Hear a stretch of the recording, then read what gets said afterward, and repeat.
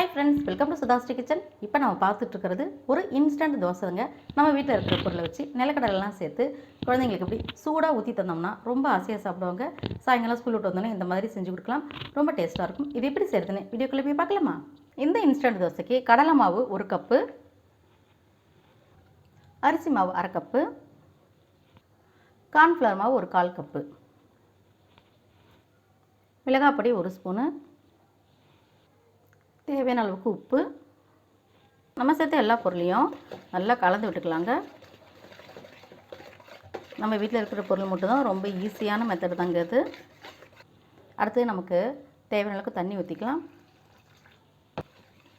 கட்டிகள் இல்லாமல் நல்லா கரைச்சி எடுத்துக்கலாங்க.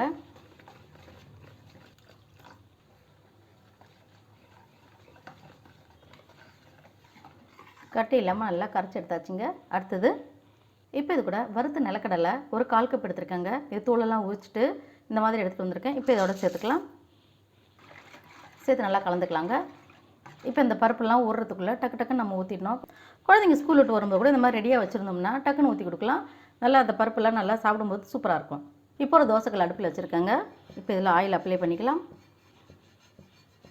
இப்போ நம்ம வேர்க்கடலை சேர்த்து இந்த மாவு இதில் ஊற்றிக்கலாங்க.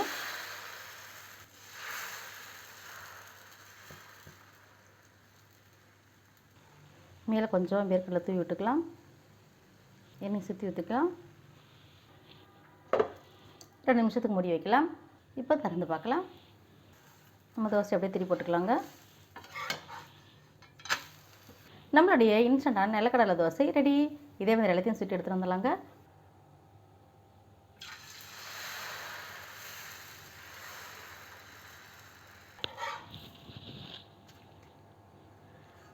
இதே மாதிரி எல்லா தோசையும் ஊற்றி எடுத்துகிட்டு வந்துடலாங்க. நம்மளுடைய அருமையான இன்ஸ்டன்ட் தோசை ரெடி. நீங்களும் ட்ரை பண்ணி பாருங்கள். உங்களுக்கு இந்த இன்ஸ்டன்ட் தோசை ரெசிபி பிடிச்சிருந்துச்சுன்னா SudhaSri கிச்சனுக்கு சப்ஸ்கிரைப் பண்ணுங்கள். ஃப்ரெண்ட்ஸ் அண்ட் ரிலேட்டிவ்க்கு ஷேர் பண்ணுங்கள், லைக் பண்ணுங்கள், கமெண்ட் பண்ணுங்கள். ஆரோக்கியமானதை சமைப்போம், ஆனந்தமாக இருப்போம். தேங்க்யூ.